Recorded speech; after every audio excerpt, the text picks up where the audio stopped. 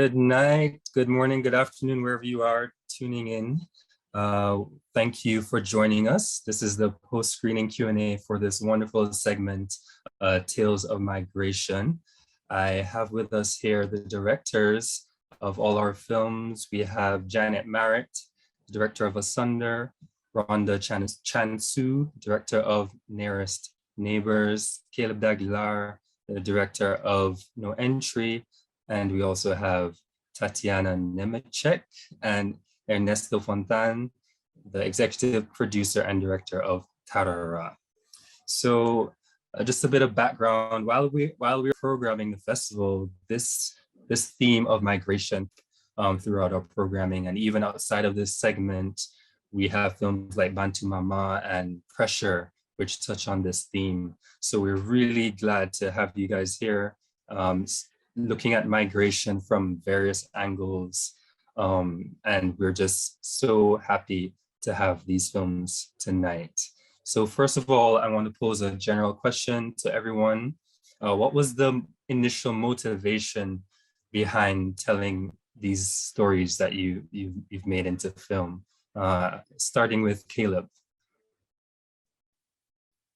Okay, yeah. Hey everyone. Thanks so much for being here. So my film is actually my graduation film from Goldsmiths University. I'm from Jamaica, but I got a real interest in film in the last few years and decided to kind of take that to the next level by moving to London and studying.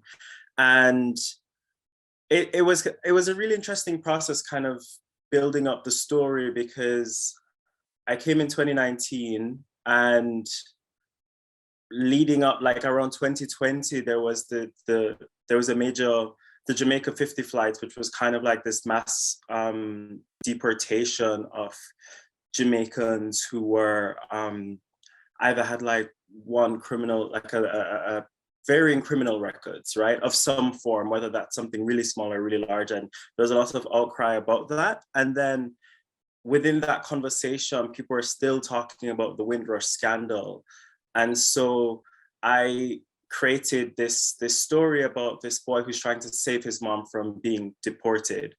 And then in March, when we were going into pre-production, COVID happened. And during that time, it gave me and my team more time to do research into the topic, and kind of look at like all angles of how kind of government injustice, bureaucracy, the hostile environment policy, et cetera, was affecting Jamaicans and other Caribbean migrants. And yeah, our writer, Kim Taylor, so at this point, we decided to get a writer on board to also help with the process. And she said, you know, let's just dive into the mother's story and her journey.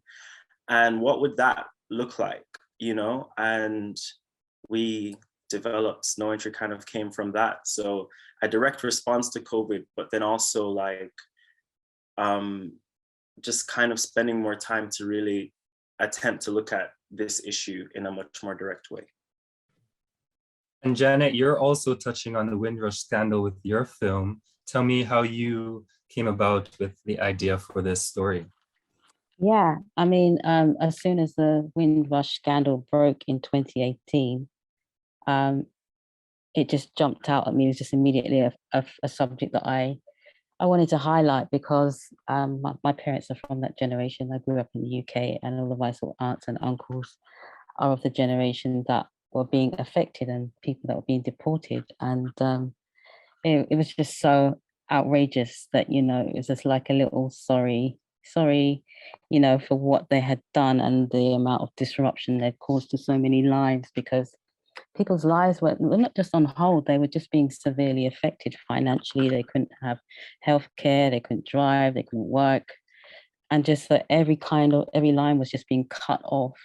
And there was just this hostile environment that prevented any kind of debate, any kind of two-way conversation. It's like, no, this is what's happening, you're being deported, there's no questions asked. There's nothing you can say, and as much information as we're asking you to provide for the 50 or odd years you've lived in the UK, it's still not enough. We're not going to accept it. It's like a brick coming up against a brick wall.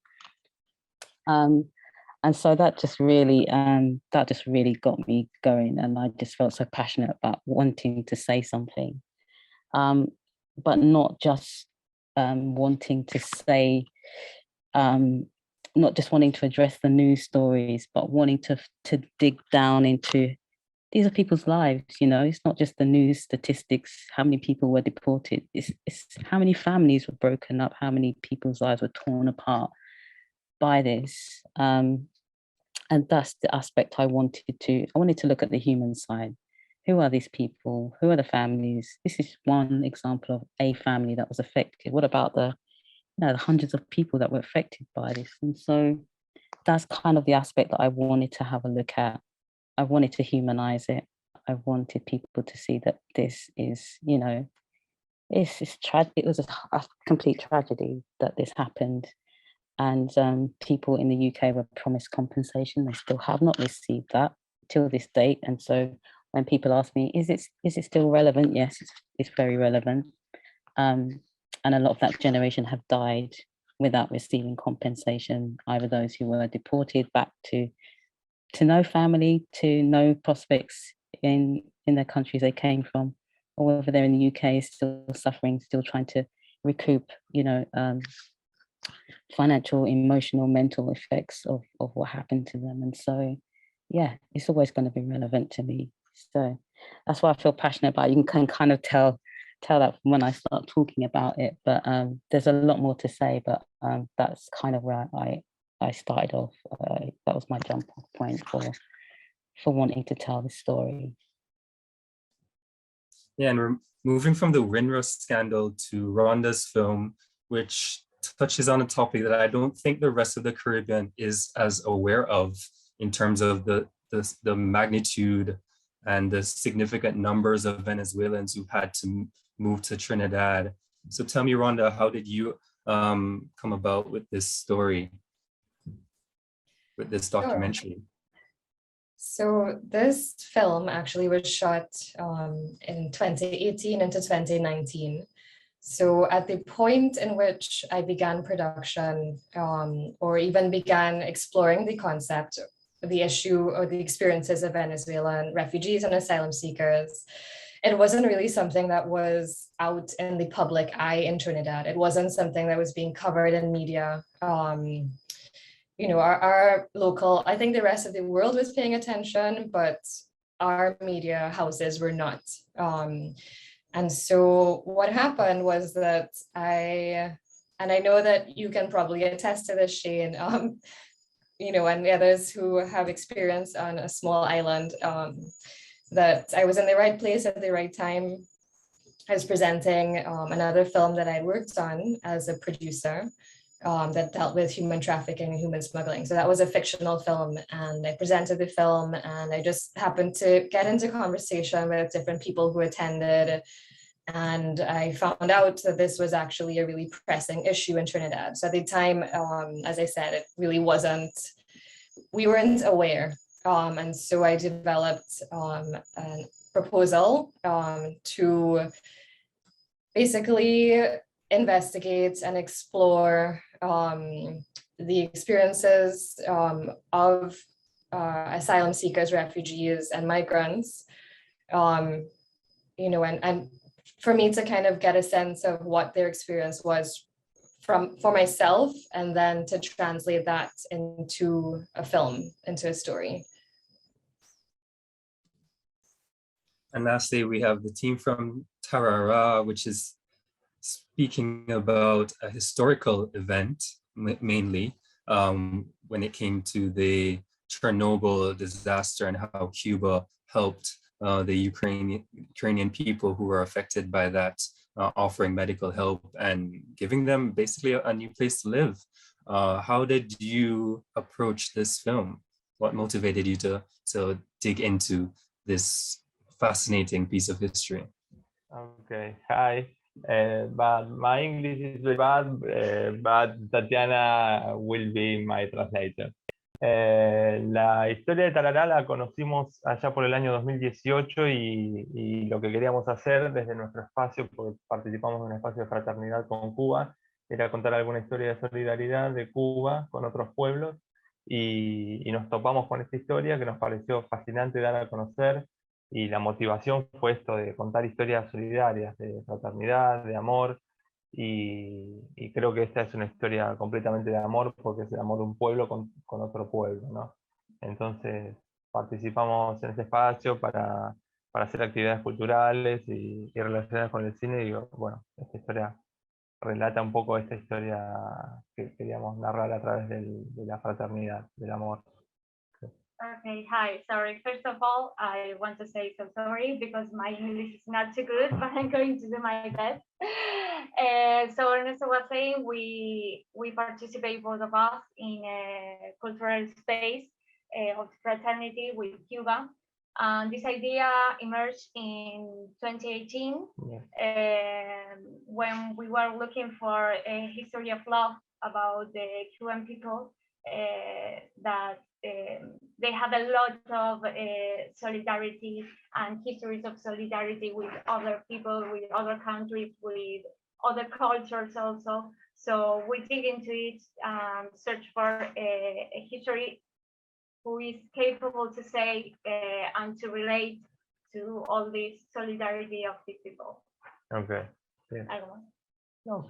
Y principalmente los niños de Chernobyl que fueron afectados por el accidente nuclear en el año 86, muchos quedaron desamparados por el hecho de que ya se disolvía la Unión Soviética, entonces no había atención médica en esos países del este, de Europa del Este, y ahí es que Cuba aparece con esta mano fraterna y solidaria para traer a Cuba y cuidar a estos niños, que fueron más de 26.000 durante 20 años.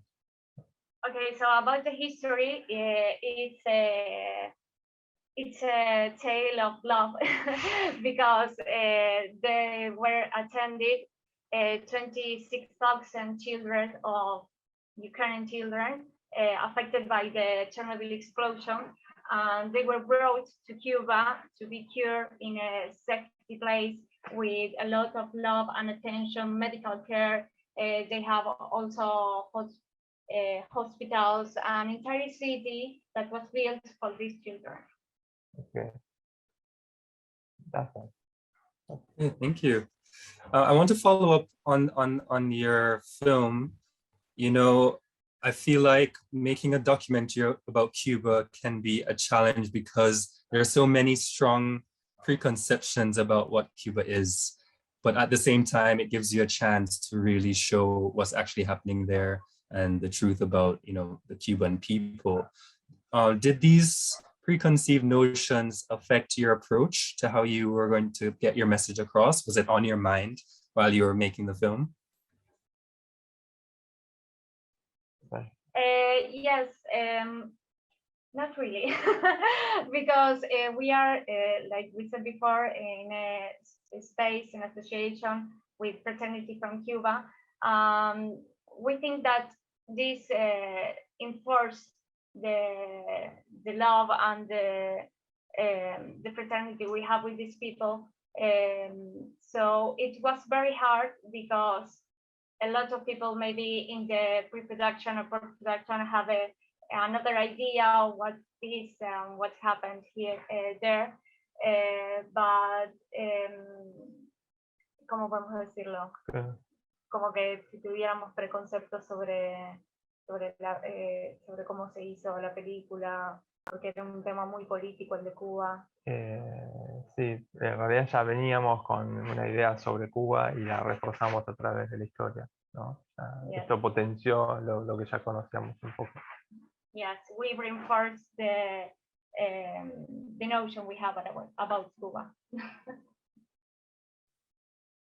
And with regards to No Entry and Asunder, what I love is that you're both touching on a similar topic, but your approach is different, the tone and the style. Janet's film is, you know, it's very intense. There's an urgency to it in the handheld camera and the performance, while Kaleb's film, you know, it's a bit more contemplative.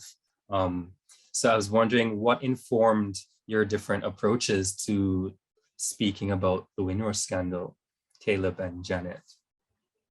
Kaleb, would you like to go first?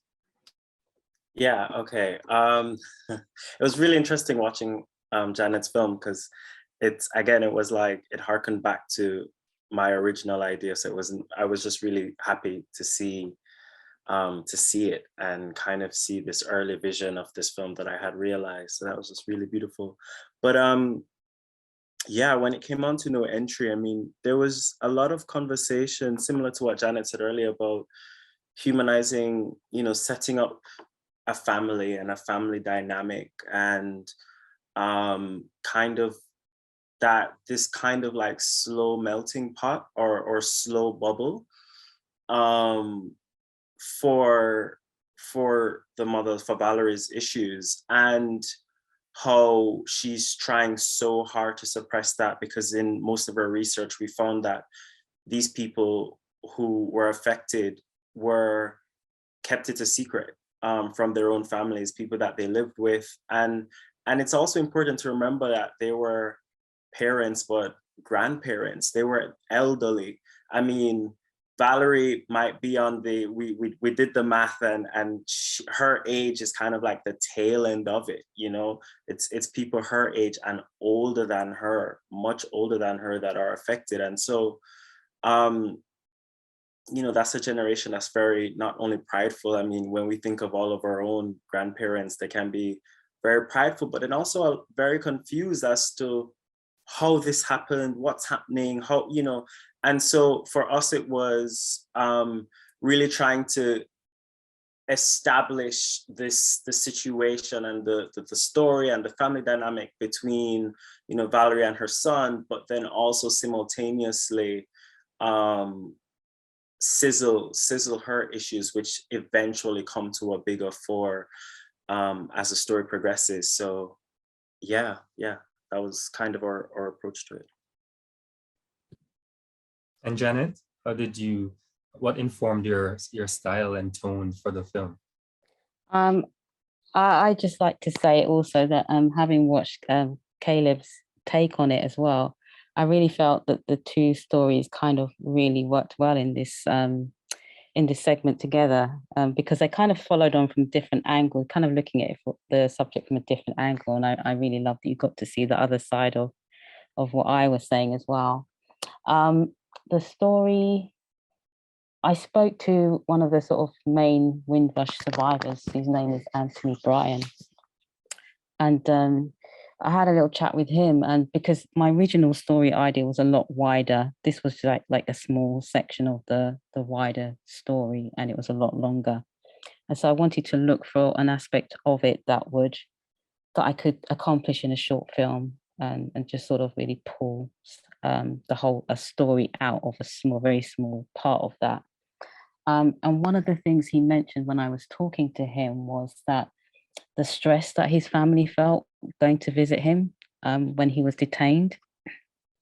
And so there'd be stress on the way there, trying to get there, because it's so far, it's just hours to get there, whatever transport it is. And all the things that they're thinking on the way there. Is he okay? Has he eaten? Is he being treated okay? And then having to have that separation when they're leaving, and having to have that long journey on the way back, and thinking, is he going to be okay? Is he going to be deported? Are we ever going to see him again? It's kind of like that whole journey. There's a lot of emotion in that journey. And so that really stood out to me when he spoke about the journey. And so I wanted to do something with the journey, and almost a feeling of like helplessness on the way there. You just have to wait until you get there, and just having all these conversations and calls and thoughts going on in that space as well.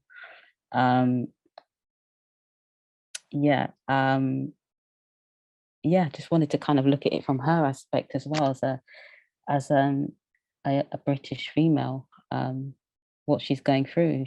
The work might be thinking, oh, she's slacking off, but she's got like 1,000,001 things to think about.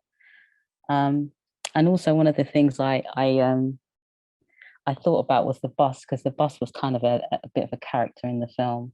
And I wanted it to feel like quite restricted, like, you know, she had to show her papers to get on. It's kind of like the UK.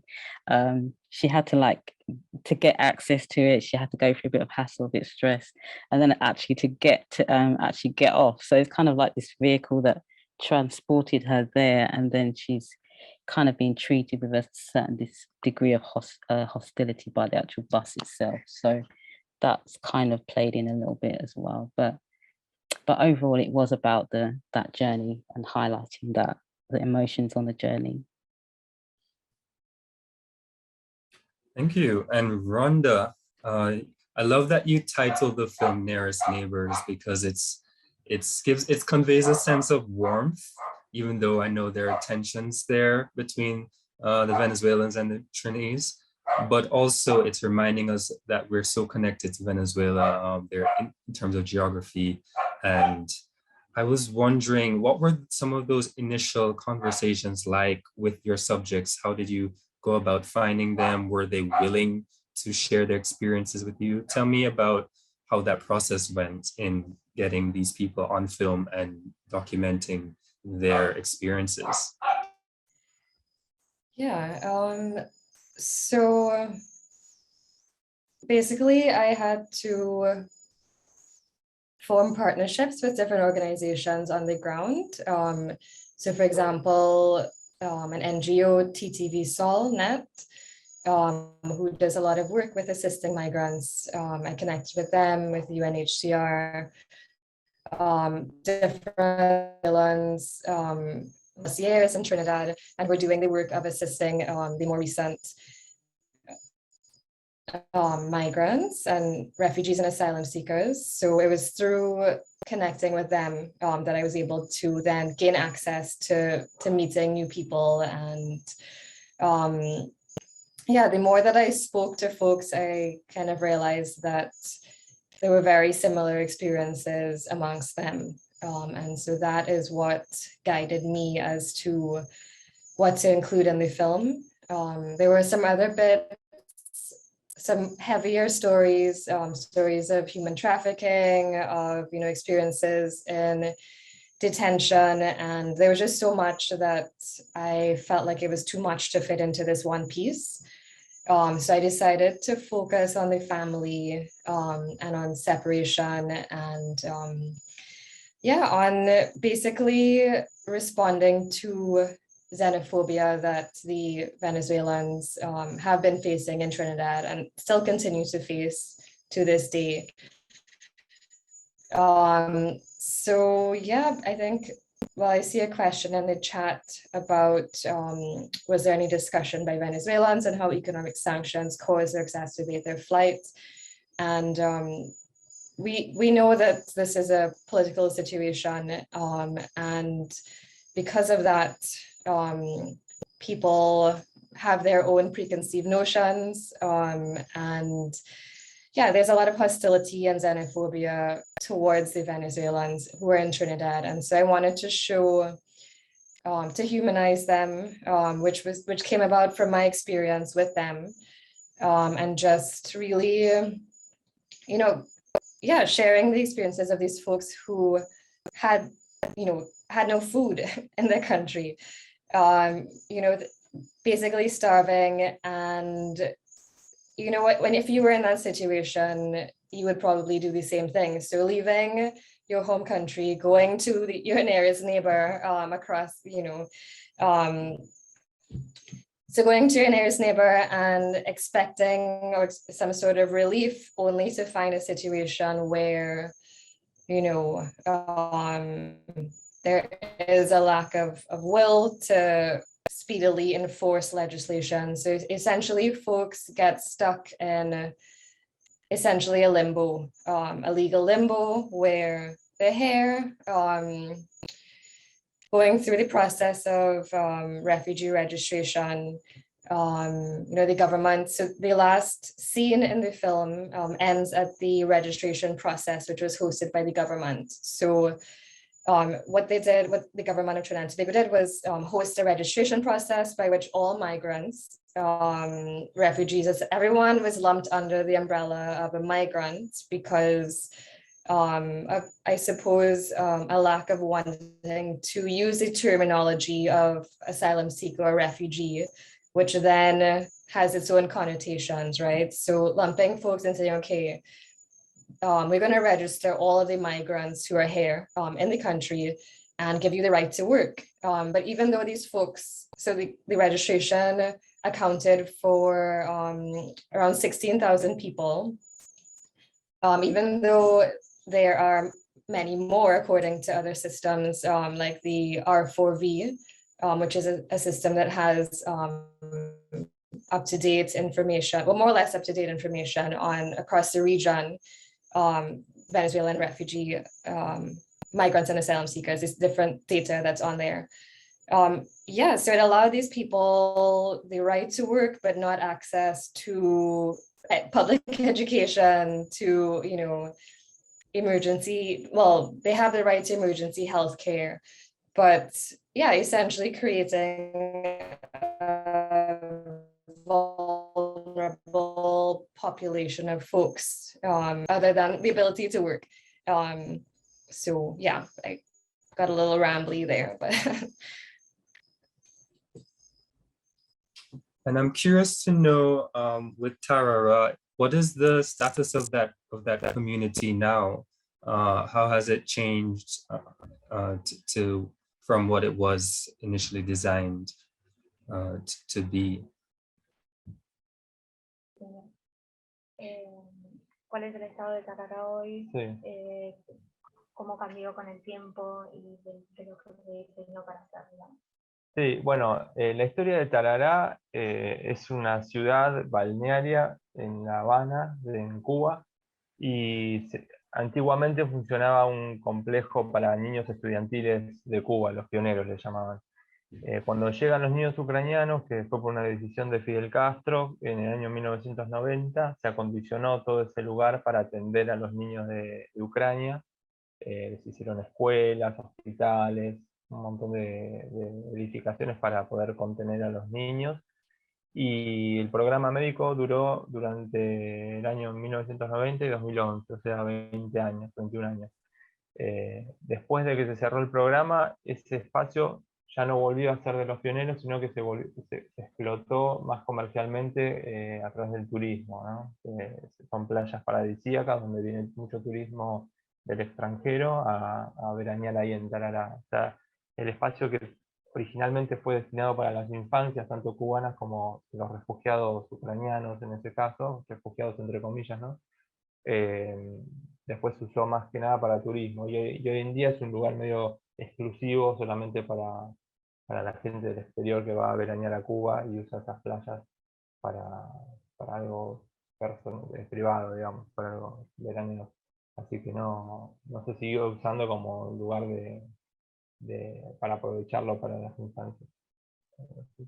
Yes, so the history of the city of Tarara is very long. It started with like a town for the children of Cuba. They have a name, the school children, they call pioneros and pioneras.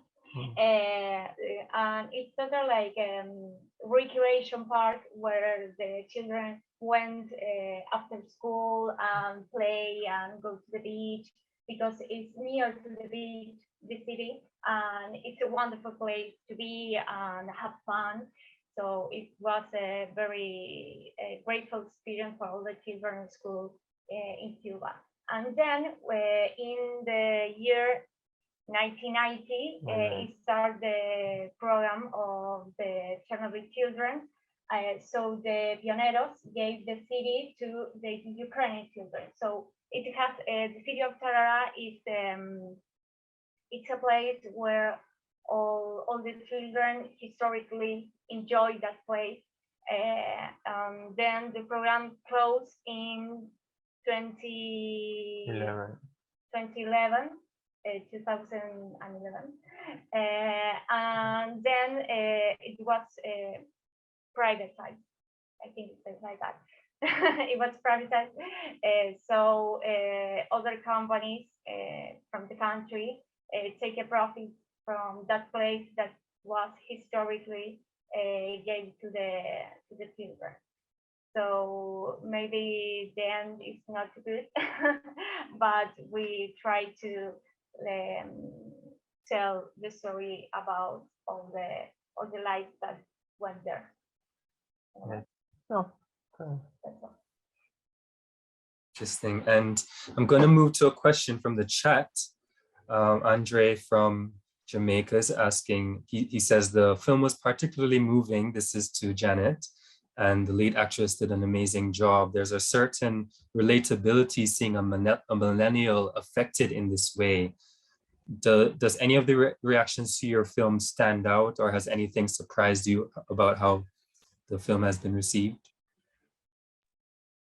I just want to say a huge props to Kemi Awadero, who was the lead actor in that film, and she literally just smashed it. She went beyond my, she just really got into that role. She just really was in there, and we had several challenges that day. We shot during COVID, and we had a lot of unexpected delays, and she just stayed in that frame of mind, and she just kept it, and whatever was happening, she was just in the zone with that character. So huge appreciation to her for just embodying that role and really bringing that emotional performance as well.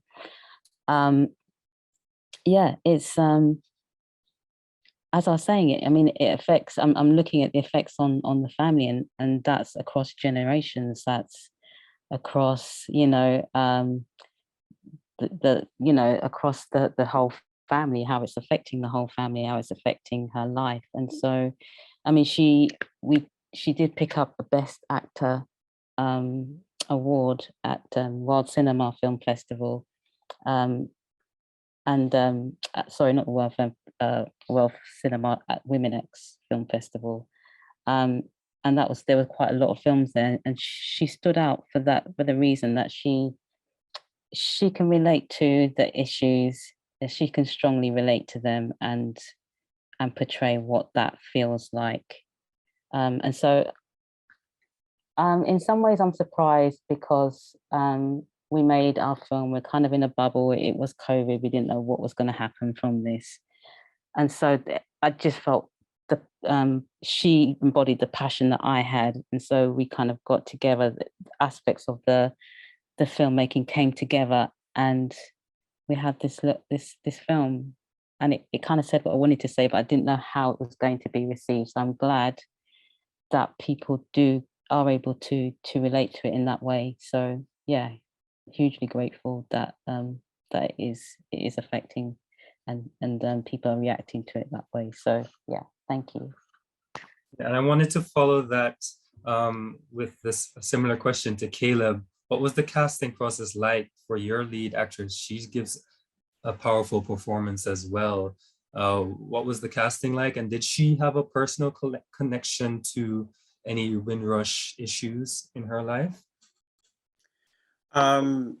Not specifically to Windrush, but both my actors have had experiences with migration issues. They're both not British born, and they both have very interesting relationships with the government and their own families. And so, yeah, they had a lot to draw on. So it was a really dynamic process, working with them and kind of, learning with them, similar to Rhonda.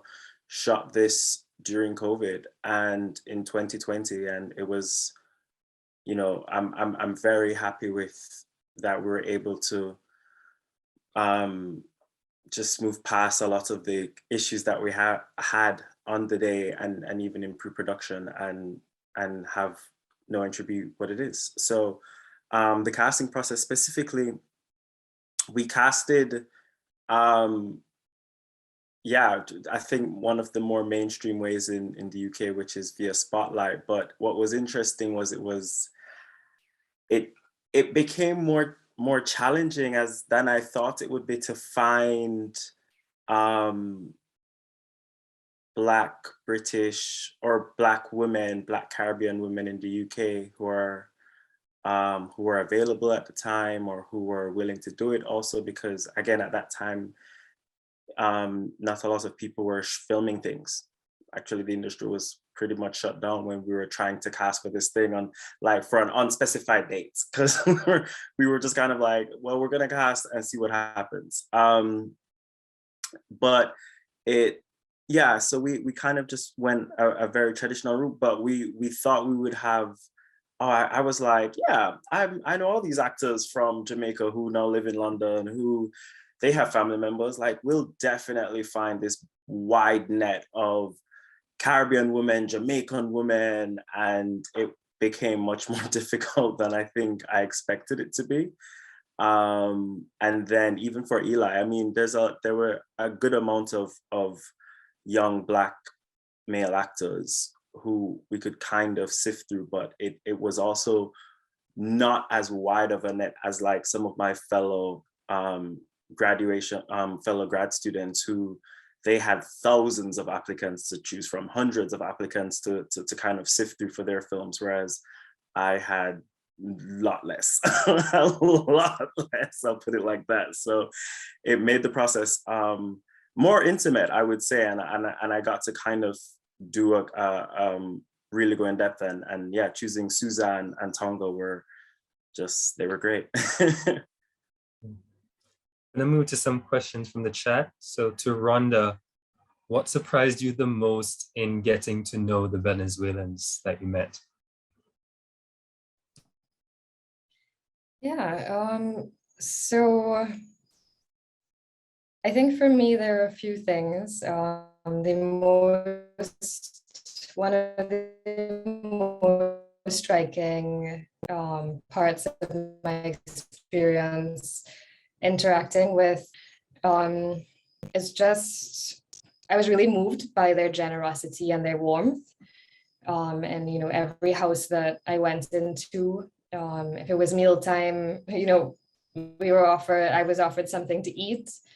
And, you know, that doesn't happen. I think Trinidad back in the day used to be like that, you know, there's a sense of warmth and hospitality, and that was really normal, right? Nowadays, it isn't so much. But basically, these are folks who, many of them very educated in their home countries, who have come across to Trinidad to start over completely from scratch, working jobs that, you know, that they're overqualified for. You saw there's a lot of folks getting hired to do domestic work, you know, construction, jobs that, you know, they're, as I said, they're overqualified for, but still they're just so grateful and happy for this possibility to survive, to live. And to me, their warmth was really the thing that stood out to me the most, I would say. But that's a personal response to them, not so much about their, you know, experience. I hope that answers the question. Sure. And I'm going to move to a question for Ernesto and Tatiana. Is there any particular challenge that you had to overcome in making your film? And are you willing to share a way that it felt rewarding to you? Sí, lo gratificante para nosotros, hablando del rodaje principalmente, fue muy emotivo, porque era una historia muy dura de niños que pasaron mucho dolor y que se criaron en una atmósfera de muchísimo amor del pueblo cubano para cuidarlos y curarlos. Entonces, cuando ellos recordaban en las entrevistas esos momentos de sus infancias, la verdad que nos emocionaba muchísimo y nosotros hasta terminábamos llorando detrás de cámara. Fueron jornadas muy, muy intensas en Cuba, allá en el año 2019 cuando grabamos la película en La Habana, y bueno, en varias provincias de Cuba. Y la verdad que fue gratificante en todos los aspectos, porque nos fuimos con muchísimas historias desconocidas y con muchísimo afecto también por preocuparnos por contarlas. Y después lo que estamos viviendo hoy en día proyectando la película, tanto en forma online como presencial. En este caso estamos en Francia, mañana nos vamos a Bélgica, estamos girando con la película por Europa, y la devolución que tenemos es también de mucho afecto, porque cuando termina la proyección se hace una charla de debate, y la verdad que las preguntas y el agradecimiento tanto de la gente como lo que nos viene por vía email o las redes sociales son todos comentarios súper positivos, muy emotivos y de agradecimiento. Así que estamos agradecidos con el público, y esa devolución que nos da se siente muchísimo. Okay, so it was very rewarding for us in the making of the movie, because in all the interviews we were, the people like cry a lot. It was very emotional for the people we were interviewing, and for us, it felt like an atmosphere, like we were intimate, and we were very close to these people. And also now we are very friends of a lot of them. And that's in a way in making of the movie. And then maybe later we can say, the audience, when they saw the movie, now that we are screening in different places, they also get very emotional, and they are very thankful to us. The Ukrainian children also, they have seen the movie, and they are very grateful for all the work we've done. We didn't feel like we really think we are just two filmmakers like making the best possible, but all the warmth and the love of the people, it's like the best reward for us. Perfect. And back to Rhonda, why did you choose film as the format to present the situation in Trinidad? Sure. I guess because film is my medium, and yeah, I think the intention as well was because also I am not I am from outside of the community of Venezuelan refugees, asylum seekers, and migrants, and so there was a fairly transparent style to the filmmaking. I tried not to be like too heavy-handed in terms of the, I wanted to basically provide a space with which they could share their own stories in a dignified manner. So some of the responses that I'd gotten as well back in, when I had first screened the film, is that some folks said, well, these people look fine to me. They, compared to other people in other refugee situations, they're not living in refugee camps, or they're inside a home. They're, they seem okay. What's the point? But the point, I think there are different degrees of vulnerability. And the fact that folks don't have, they are here with just the most basic, which is, as I explained before, the work permits being waived. So they can work, but the fact is that many folks, are in situations where they're being exploited, they're not protected by the systems of the country in which they're in. And so, yeah, I think the style was as such because I wanted them to share their own stories in a dignified manner without me overlaying too much of, emotionality on top of it, I guess. Yeah. Okay, so I think we're almost out of time. To close, I was curious to know if you guys are working on anything that you're able to share with us, to let us know what we can look forward to from you. Rhonda, do you have anything? Yes, so actually I am presently in production on a follow-up to this film. It's a sort of a follow-up to the film. And it will provide an update to the experiences of Venezuelan refugees and asylum seekers. And I'm going to take a little bit more risks creatively with it. So yeah, that is in production currently. Kaleb?